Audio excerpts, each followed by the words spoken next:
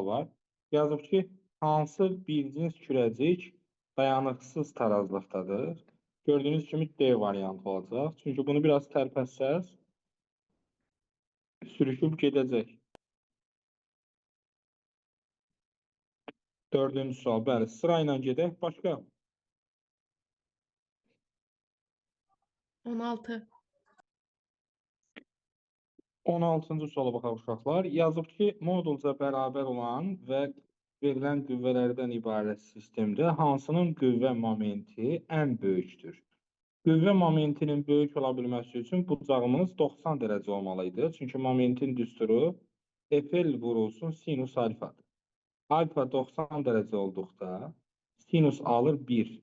Ona görə də ən böyük bucağı, daha doğrusu ən yaxşı bucağı əmələ gətirən kimdir? F1'dir. Ona görə cavab olacaq A variantı. Sonra 30. 28. 28-ə baxaq uşaqlar. 28-ci sualda yazıb ki, nazik silindr formalı bir cins teli üfüqi vəziyyətdədir. Onu şaquli yuxarı qaldırmaq üçün, yəni bir tərəfindən tutub qaldırmaq üçün minimum nə qədər qüvvə lazımdır? Onu dəstə səhv eləmirəmsə qeydlərdə demişdik. Bir cins cisimləri bir ucundan qaldırmaq üçün mg bölünsün 2, yəni 200 vurulsun 10 bölünsün 2 qədər qüvvə lazım idi. O da nə qədər olacaq? 1000 Newton olacaq. Düzgün cavab olacaq D variantı. Başqa? 29. Saxlayan F qüvvəsi 20 Newtondursa, çubuğun kütləsini hesablayın. F qüvvəsini bizə veriblər 20 Newton. Mən bunu buradan qeyd edirəm ki, bu 20 Newtondur. Bir cins çubuqda müəyyən kütləsi var. Ağırlıq qüvvəsini həmişə cismin tən ortasından çəkirəm. Ağırlıq qüvvəsi həmişə aşağı istiqamətdədir. Onu da düsturu mg'dir. İndi baxıram qollara. F'in, yəni 20 Newtonun qolu nə qədərdir? 1 metrdir. Ona görə yazıram 20 vurulsun 1 bərabərdir. Mg qüvvəsinin, ağırlıq qüvvəsinin qolu nə qədərdir? Bu gördüyünüz kimi 1 bölgün yarısıdır. Yəni 0,5'dir. M vurulsun, J vurulsun 0,5'ə. Olacaq 20 bərabərdir. J 10'dursa 5M. M də bərabər olacaq dostlar. 4 kiloqram. Düzgün cavabımız olacaq A variantı.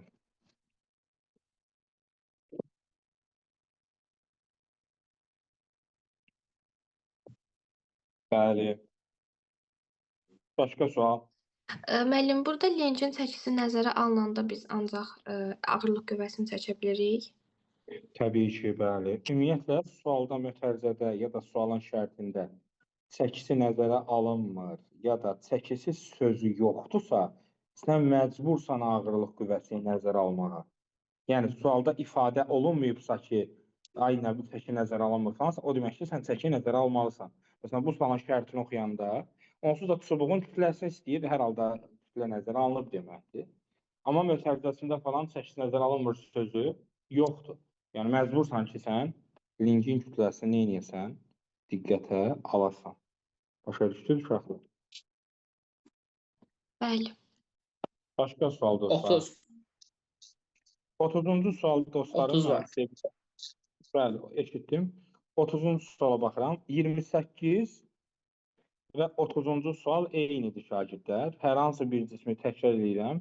Bir tinindən tutub qaldırmaq üçün onun çəkisinin yarısı qədər qüvvə lazımdır. Yəni, F bərabərdir, mg bölü 2. Bəzən çəki, yəni P bölü 2 ilə yaza bilərik. 100 Newton olduğuna görə 100'ü bölürsüz 2'yə bərabər olacaq 50 Newtona. Çox məntiqlidir. Qarşınızda bir dənə cisim var belə. Bir var sən bunu ortadan tutub qaldırasan, bir var bir tilindən tutub qaldırasan. Sən bunu bir tilindən tutub qaldıranda ortaya nisbətən daha az qüvvə tətbiq edəcəksən. Çünki digər tərəf yerdə qalacaq.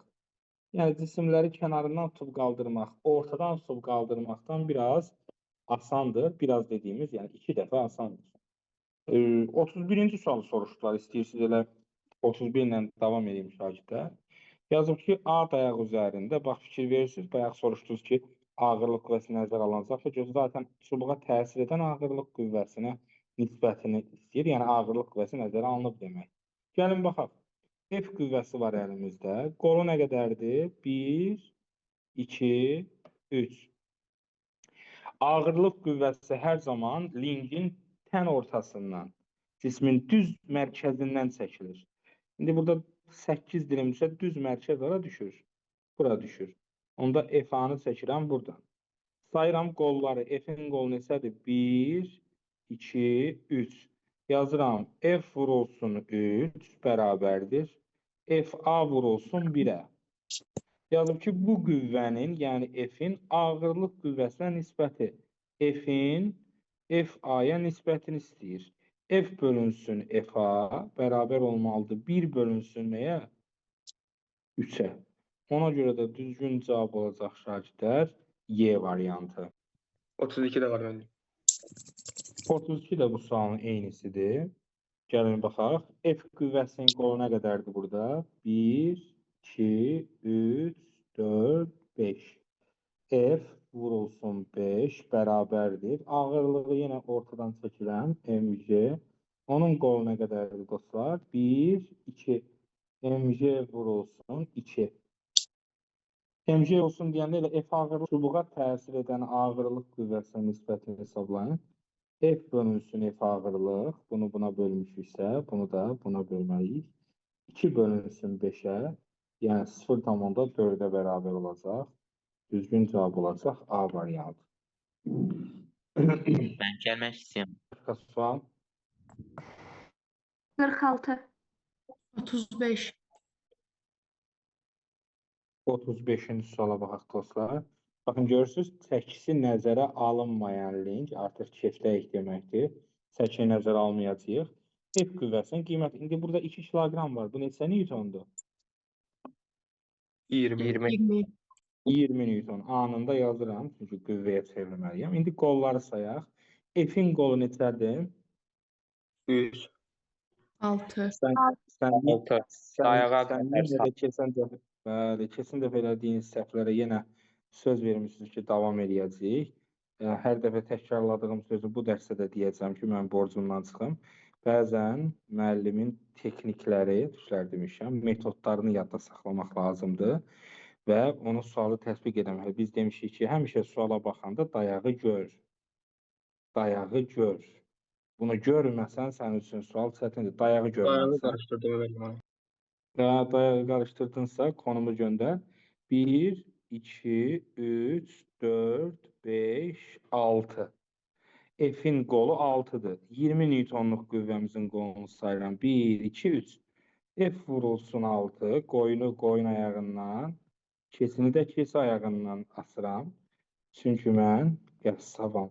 6F bərabərdir 60-a. 6-lar ixtisar gedir. F bərabər 0-a. Bəli. Buyurun. 51. 37. 37-ci suala baxaq uşaqlar. 37-ci sual biraz tərs köşə suallardandır. Nəyə görə? Çünki burada yazıb ki, qüvvələr bir-birinə bərabərdir, amma link necə hərəkət edir? Yəni biz indiyə qədər öyrəndik ki, tarazlıq şərti necə olsun, amma burada tarazlıqda deyil. İndi yəni olmaya bilər. F1 bərabərdir, F2 veriblər, qüvvələr bərabərdir. F1-in qolu nə qədərdir dostlar? 3. 3. F1-in qolu üstü 1, 2, 3, O nöqtəsi, dayaq nöqtəsindən saydım. F2-nin qolunu sayaq. 1, 4. 2, 3, 4. Hansının qolu böyük oldu? F2. F2-nin qolu Onda böyük. sadələrin əksi istiqamətini söyləyəcək. Bəli, F2 qazandı. Yəni bu oyunda F2 qazandı. F1-in qolu 3 oldu. F2-nin qolu 4 oldu. F2 qüvvəsi qalib gəldi. F2 qüvvəsi hansı istiqamətdə fırlatmağa çalışır? Saat Saat əqrəbinə Saat əqrəbinin əksi istiqamət. Amma F1 saat əqrəbi idi. Ona görə də cavabımız olacaq saat əqrəbinin əksi istiqamətində dönər və ya şaurma deyə bilərsiniz. Başqa? 46. 44 var ondan əvvəl. 44. Bəli. Yazıb ki, F qüvvəsinin hansı nöqtələri nəzərən momentləri eynidir. Momentin düsturu F vurulsun D-dir. F qüvvəsi bir dənə qüvvə var. Momentin eyni olması üçün D-lər də eyni olmalıdır. Baxaq, F-dən eyni məsafədə yerləşən iki nöqtə seçməliyəm. Varmı elə iki nöqtə F-dən eyni məsafədə olsunlar? Baxın görək. 2 ilə Üçdən 3 dörd. ortasına tutacağım. Ay maşallah, 3 ilə 4. Bax, 3-ə də bir bölgü var, 4-ə də bir bölgü var. Amma məsələn 5-i seç, 1, 2. Bax, burada 2 dənə verilən nöqtə yoxdur. Var. Yəni ki, qısa konkret, qolları bərabər olanda demək ki, onların momentləri də bərabər olacaq. Buna görə də cavab olacaq B variantı. 45 var ondan sonra da. 45-ci sual var. Yazıb ki, çəkisi nəzərə alınmayan çubuğa F1 40 Newton və 120 Newton qüvvələr tətbiq olunmuşdur. Fırlanma oxu hansı nöqtədən keçməlidir deyir. İndi burada da məntiqlə fikirləşməliyik. F1 40 Newtondur, F2 120 Newtondur. F2 qüvvəsi neçə dəfə böyükdür? 3 Üç dəfə. Üç dəfə böyük. Bəli, F2 qüvvəsi 3 dəfə böyükdür. Qüvvəsi böyük olanın qolu nə olmalıdır? Kiçik olmalıdır. 3 dəfə kiçik olmalıdır. Elə bir nöqtə seçsək ki,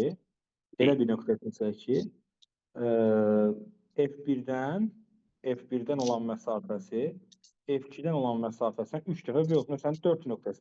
Gəlin dayağı bura qoyaq, məsələn, 4-ə. F1-dən neçə bölgü var? Mənim Üç. ora 2. 3. F1-dən 3. F1-dən 3 görsən, 3. F2-dən neçə bölgü var? 1. 1. 1. Deməli, ödədi. Başqa, indi bəxtimiz gətirdi. Başqa məsələn 5 nöqtəsini seçək. 5 nöqtəsini seçəndə 1, 2, 3, 4. Bunun qolu olur 4. 1, 2, bunun qolu olur 2. Olmadı, 2 dəfə böyük oldu. Yəni nöqtələri seçə bilərsiniz. Zaten məntiqli insanlarsınız. İnsan şəklə baxan kimi hansı nöqtənin 3 dəfə böyük olacağını təxmin eləyə bilir. Başqa. Mən Kənan deyir ki, istək atdım, qəbul eləyərdi. 51. 50 var ondan da əvvəl. 50-ci sual var. 46. 46 var. 46-cı sualda yazıb ki, dostlar, ipdəki gərilmə maraqlı sualdır. Çünki biz bayaqdan danışmışdıq sizlə. Nə dedik biz? Hər hansı bir cismi yəni bir ucundan yuxarı qaldırmaq üçün lazım olan qüvvə, bu F qüvvəsi nə tər tapırdıq şagirdlər? MC bölü 2. MC Bərabərdir mc bölünsün 2. Yəni bu düsturdan hesablayırdıq. Burada da gördüyünüz kimi tirin bir ucundan tutub qaldırıblar. Bu F-i tapmaq üçün nəyi bilsəm yetər? Kütləni. Kütləni bilsəm yetər. Çünki J-ni zaten bilirəm. Ona görə də düzgün cavab olacaq yalnız 1.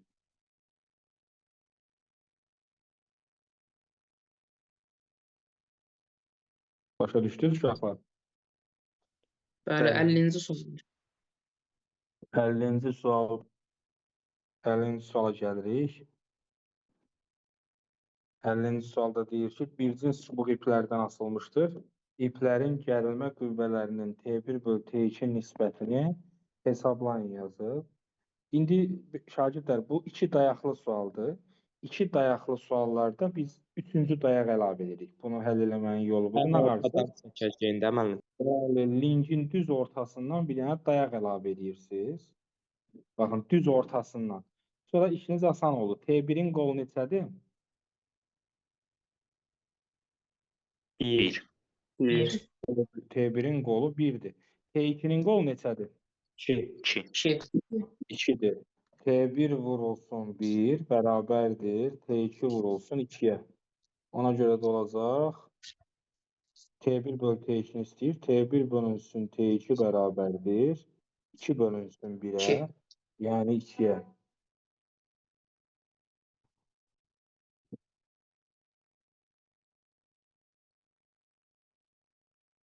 Başa düşdünüz dostlar? Bax, bu biraz çətin sual kateqoriyasından sayılır. Ona görə də ehtiyatlı olmaq lazımdır. Müəllim, biz burada ağırlıq qüvvəsini qeyd eləyə bilərik. Ağırlıq qüvvəsini qeyd eləməmək üçün zaten dayağı düz ortaya yazırıq. Əgər dayaq ağırlıq qüvvəsini bilirsiniz, burada normalda mötərizədə yazılmayıb. Ağırlıq qüvvəsi qeyd olunur falan filan deyə. Amma fikir verirsiniz, yəni ağırlıq qüvvəsi nəzərə alınmalıdır. Amma mən dayaq elə bir yerə çəkmişəm ki, ağırlıq nəzərə alınmadan da həll edə bilirəm. Çünki ağırlıq qüvvəsi dayağın düz üstünə düşür. Ona görə də ağırlıq qüvvəsinin momenti olmayacaq. Amma təbii ki, bunun bir yolu da var. Ağırlığın özü ilə eləmək istəyirsiniz. Biraz uzun olsa da ikinci yol da var. Bəli, onu da eləyə bilərsiniz. Birinci T1-i dayaq kimi düşünürsən.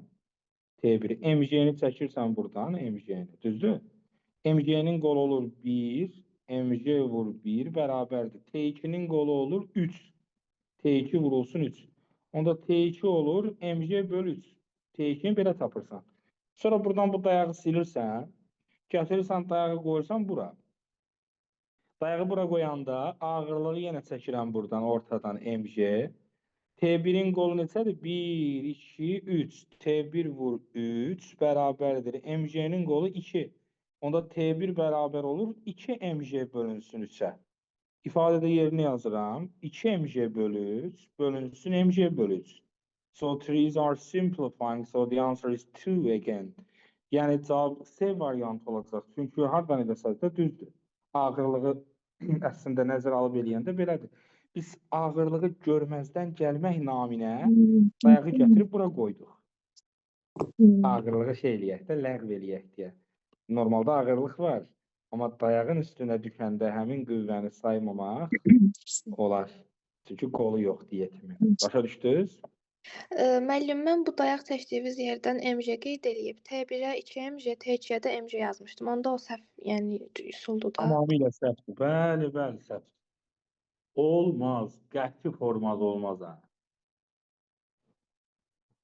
O bilirəm, yəni insan intuisiyası ən azından şey eləyir ki, bu elədir. Yox, elə yazılmır şahidlər fizikada. Dayaq götürülməlidir. Hər zaman dayaq da statikanı sizə desələr ki, o bulvarda zadda mikrofon uzadırlar, cəmaata ki, nə bilim, himnin sözlərini kim yazır falan da. Sizə birdən mikrofon desələr ki, statikanı bir sözdən ifadə edirsən, dayaq. Statika mövzusunun bir nömrəli sözü nədir? Dayaqdır. Bəli. Başqa? 52. 52. Neçə? 51 var məndə. 51-ci sual var deyirlər uşaqlar. Yazıb ki, bərabər hissədən falan filan alüminiumdan polad var. Hansı tarazlıq növünə aiddir bunlar? İndi birinci kürəyə baxırıq. Birinci kürədə gördüyünüz kimi polad yuxarıdadır. Yəni ağır hissə yuxarıdadır. Ağır hissə yuxarıdadırsa bunu bir balaca tərpətsən nə qalacaq? Aşağıya doğru gedir. Aşağıya doğru Fırlanacaq. gedir. Bu dayanıqsızdır. Bəli, vəziyyəti pisdir bunun. Aşağısı yüngüldür, fikirləş. Beynində bir dənə canlandır.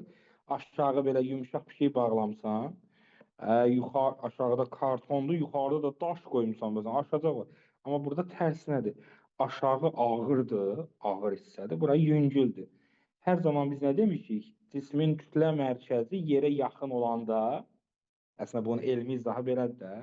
Polad alüminiumdan ağır olacaq, kütlə mərkəzi, bu kürənin kütlə mərkəzi buralarda bir yerdə olacaq. Bunun kütlə mərkəzi buralarda bir yerdə olacaq. Hansı bayaqlarım Aysel də dedi, potensial enerjisi kiçikdirsə, o dayanıqlı vəziyyətə. Bunun bax, hündürlüyü buradan götürülür. Amma bunun hündürlüyü buradan götürülür. Kütlə mərkəzi yer səthinə yaxın olduqda dayanıqlı tarazlıq sayılır. İnsan, adam durursan ayaq üstə, bax, ayaq üstə durursan, Maltepe cami kimi, düzdür? Burada sən dayanıqsız vəziyyətəsən, bir dənə təpik qoysalar aşacaqsan. Amma yerdə uzanırsan, Allah uzaq eləsin, rəsm qabiliyyətimi bilirsiniz ki, mənim uşaqlardan yaxşıdır. Yəni, baxın, bir şeysə, bu dayanıqlı vəziyyətdir. Ona görə insanı uzananda rahat olur. Ən çətin vəziyyət ayaq üstə durmaqdır. Çünki siz ayaq üstə duranda sizin potensial enerjiniz çox böyük olur. Amma uzananda çox az olur. Bax, hündürlüyünüz, yerdən olan hündürlüyünüz az olur. Ona görə ki, siz dayanıqlı vəziyyətdəsiniz və bütün günü yeyib yatırsınız. 52-ci sual soruşdular. Eyni materialdan olan deyir kürələr şəkildə kimi tarazlıqdadır. Birinci kürənin kürəsi. İndi burada fikir verirsə radius verilib. Kürənin həcm düsturunu xatırlayanlarınız vardır əlbəttə. 3-də 4 pi r-in kubu. Yəni radiusu 2 dəfə çoxdursa, onda həcmi neçə dəfə çoxdur? 8. 8 dəfə kəlləsiniz. Yəni bunun kütləsinə m yazıram. Onda bunun kütləsi nə qədər olacaq? 8m. Və radiuslarla işim bitdi. Bunları istifadə edib qırağa tulladım. İndi gəlir link qaydası. Siz mənim sualıma cavab verəcəksiniz. Neçə dənə qüvvə var hazırda? 3 dənə.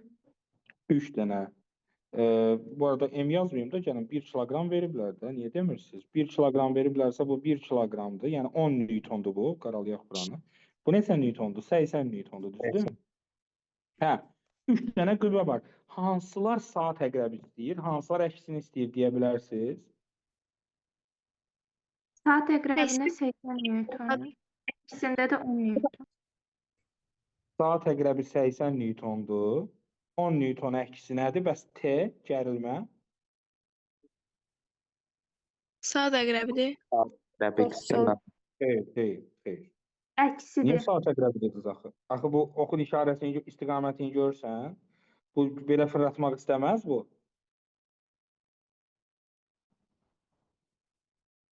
Müəllim, onu necə tapırıq? Onu necə tapırıq uşaqlar? Baxın.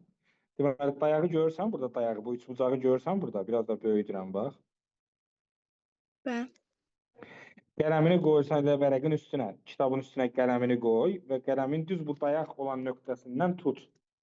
İndi buradan bir qüvvə ilə tətbiq eləsən, buradan bir qüvvə ilə o qələmi yuxarı doğru eləməksə, bu istiqamət bunu hara aparar bu linki? Belə aparmazmı? Bəli. Bəs bu 80 newton hara? İkinci salda soruşdular ki, qüvvələri hardan bilirsiniz? Uşaqlar, qüvvələri əslində bəli, hiss edə bilirsiniz ki, hansı istiqamətdə olduğunu. O nətər olur? Məsələn, buna neçə newton yazmışdıq bir dənə təzdən. Bu 10 newton idi. Bu 80 newton idi. Buradakı gərilmə qüvvəsi həmişə ipin bərk edildiyi yerə doğrudur, yəni yuxarı doğrudur. Və bu gərilmə qüvvəsi, görürsünüz, bax, yuxarı doğru. Bu ox istiqamətində gedin. Ox istiqamətində gedirsiniz, bu dayağın başına fırlanırsınız. Dayağın başına fırlananda görsən, dayağın başına fırlanıram. Bax 10 newtondan dayağın başına fırlanıram. Bu da saat əqrəbinin əksi istiqamətidir. Amma 80 newton hansı istiqamətdədir? Hə? Saat əqrəbi. 80 newtona fikir, saat əqrəbi istiqamət. Nəysə, saat əqrəbi istiqamət onda 80 oldu, əks olanlar 10-dan T oldu. Onun qolu nə qədərdir? El. L-dir, yazıram 10 vur L, üstə gəl, gərilmə ilə dostlar. T-nin qolu nə qədərdir? El bölü 2. L bölü 2 bərabərdir. 80-in qolu nə qədərdir? El. 80 vur L. L-lər ixtisar gedir. 10 üstə gəlinsin. T bölünsün 2 bərabərdir 80-ə. T bölü 2 bərabərdir 70-ə. T də bərabərdir 140-a. Düzgün cavab olacaq C variantı. Başqa? 55.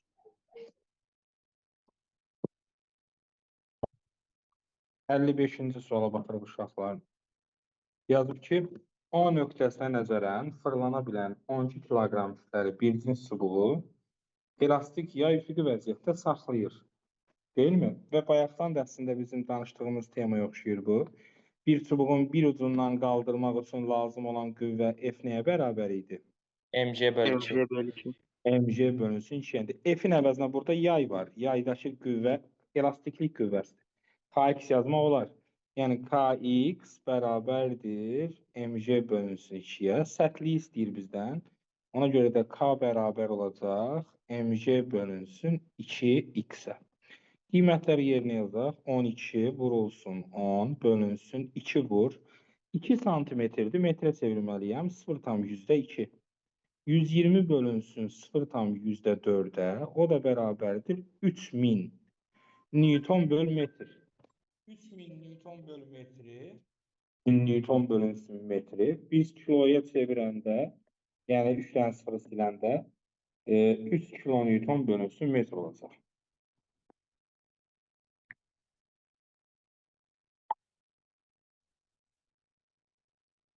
Başa düşdünüz uşaqlar? Bəli. Bəli.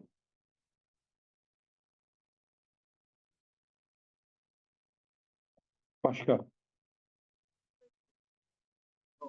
23 müəllim, ikinci mövzu. 23. var. İkinci mövzudan 12. Yükü deyil blokun köməyi ilə sabit sürətlə qaldırarkən dinamometrin göstərişinə görə onun kütləsini müəyyən edin. İndi burada biz görürük ki, dinamometr neçə göstərib? 8 göstərib. Bu da necə blokdur? Tərpənməz. Tərpənməz blokda F mg-yə bərabərdir. 8 bərabərdir m vurulsun ona. M də bərabərdir 0,8-ə. Düzgün cavab olacaq D variantı. 20. 16. Hansı sadə mexanizmdən istifadə etdikdə məsafədə heç vaxt itirmirik? Məsafədə itirmiriksə qüvvədə qazanmırıq deməkdir. Bu da tərpənməz blokdur şagirdlər.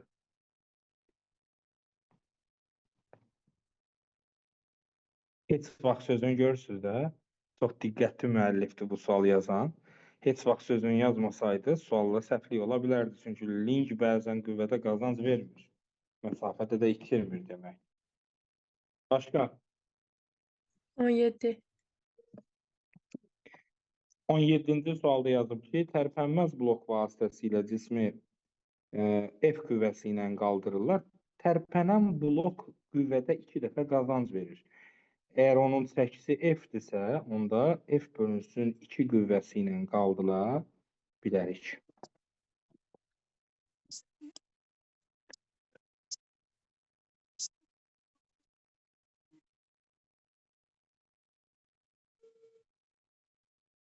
Bəli, 20. dostlar.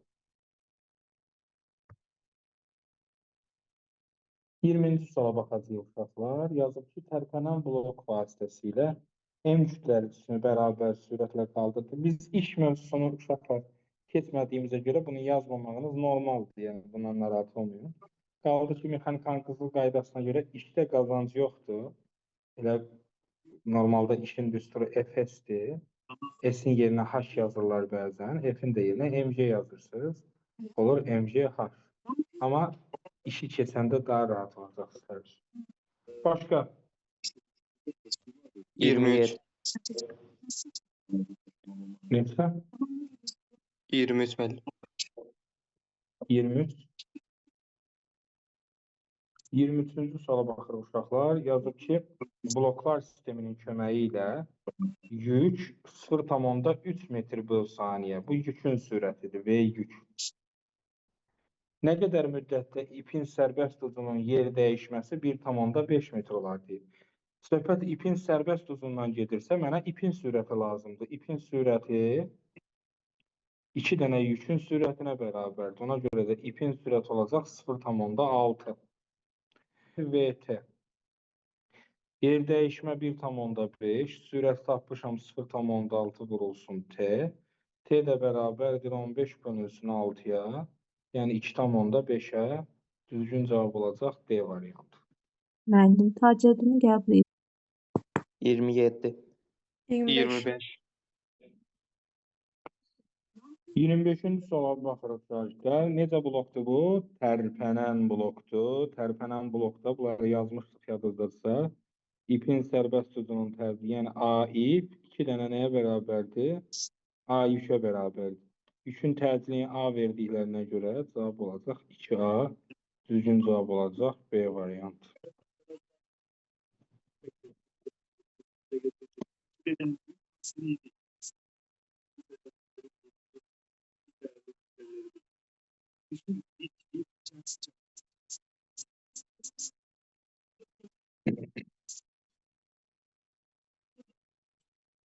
Buyurun dostlar, başqa sual. 27. 27-ci sualda potensial enerji dərsini keçməmişik uşaqlar. Amma sizlər üçün qısa da deyə bilərik ki, potensial enerjinin düsturu bilirsiniz ki, nədir? mg h-dır. Bu formada yazırsınız. Bərabər sürətlər eşitdir. H məsafədə h-ın yerinə vt də yazmaq olar. F bərabərdir vt düsturu deməkdir bu. Yerinə qoyacağıq. Y potensial bərabərdir mg vurulsun v vur t-yə. Nə qədər müddətə yazıb t-ni istəyir bizdən. T bərabərdir. Y potensial bölünsün mgv-yə. Potensial enerji 14 kilojol yazıb. 14.000 deməkdir bu. Kilo bilirsiniz də 1000 deməkdir. Kütləmiz 100 kiloqramdır. J 10'dur. Vurulsun nə qaldı bizdə bir dənə? Sürətimiz də 1,4'dür. 3 dənə 0 buradan getdi. 3 dənə 0 buradan getdi. 14'ü 1,4'e böləndə nə eləyəcəkdir dostlar? 10. Çox sağ olun. Bəli.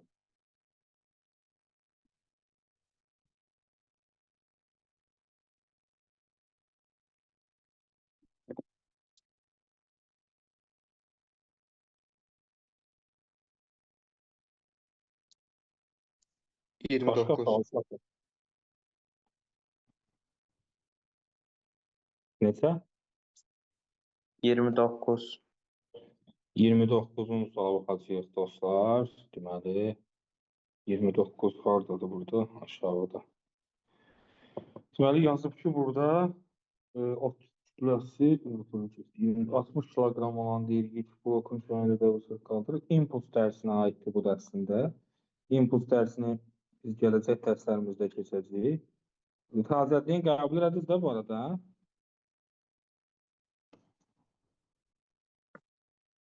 Bəli, Neyse.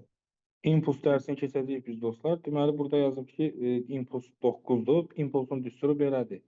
P bərabərdir mv-yə. 9 bərabərdir 60 vurulsun v-yə. V də bərabərdir 0,15'ə. Deməli sürət 0,15'dir. 12 saniyə ərzində yer dəyişməni istəyir. S bərabərdir vt-yə. O da bərabərdir. V-ni tapmışam. 0,15 vurulsun 12, 12. O da eləyəcək 3. Düzgün cavab olacaq C variantı.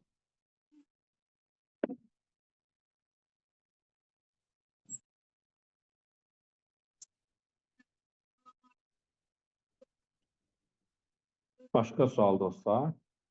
32. 32-ci suala başlayırıq. Bəli, deməli yazıb ki, kütləsi 750 kiloqram olan yük blokun köməyi ilə bərabər sürətlə qaldırılır. 60 sm aşağı düşərsə potensial enerji hesablayın falan filan. İndi bu tərpənməz blokdur. Tərpənməz blokda bilirsiniz ki, S ip, S yükə nədir? Bərabərdir. Ona görə də bu 60 sm aşağı düşübsə, cisimdə 60 sm yuxarı qalxıb. 60 sm neçə metrdir? 0,6 metrdir. Potensial enerjinin düsturu da belədir. Y potensial bərabərdir mgh-a. 750 vurulsun 10, vurulsun 0,6. 6'nı 750'ye vuranda neçə eləyir şagirdlər? 45 eləyir, hə? 450 eləyəcək. Hə? Bəli, mənim 450 eləyir o. 450 yox, 4500 demək istəyirsən. Bəli, mənim. 4500-də kiloya çevirəndə 1000'ə bölürsən də 4/5 kilo olsun. Başqa? 33 də var. 33-cü sualda şagirdlər bu kinetik enerji ilə bağlıdır. Və kinetik enerjinin düsturu belədir. mv kvadratı bölü 2. 2 bərabərdir 100 vurulsun v kvadratı bölü 2'yə. 2'lər ixtisar gedir. V kvadratı bərabərdir 0,100'ə. V də bərabərdir 0,1'ə. 35.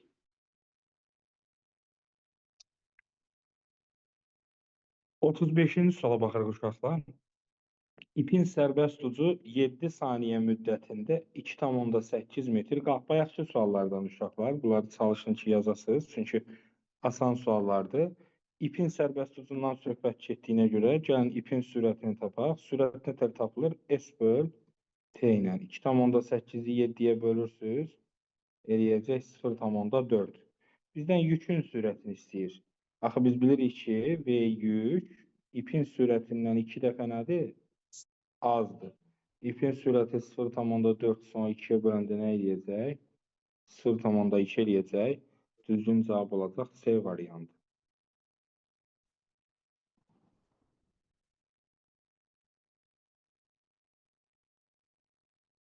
Başqa? 37. 37-ci sualda yazıb ki, tərpənməz blok vasitəsilə cismi yuxarı yönəlmiş J/2 təcillə qaldıraq. Tərpənməz blokda cismi qaldıranda mg plus A düsturu ilə tapılır, bilirsiniz. A-nın da yerinə nə yazacaq uşaqlar? J bölünsün 2 yazacaq. Yazaq. F bərabərdir m vurulsun J üstə gəlinsin J bölü 2. O da bərabərdir 1,5 mg şarjdır. Düzgün cavab olacaq Y variantı.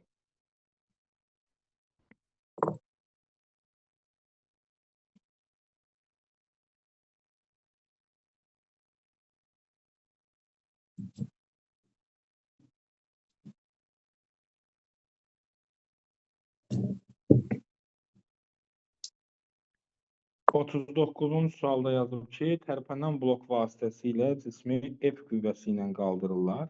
Tərpənən blokda qüvvədə 2 dəfə qazanc verir, axı bilirsiniz də.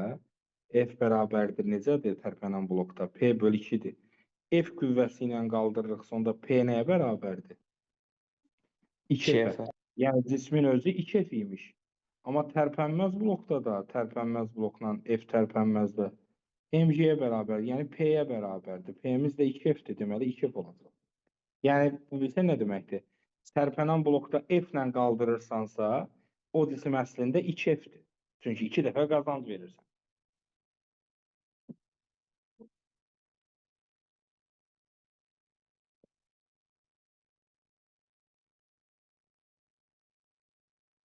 Başqa? Bura qədər vermişsən. Bura qədər vermişiksə, onda statikadan quizimizə başlayaq.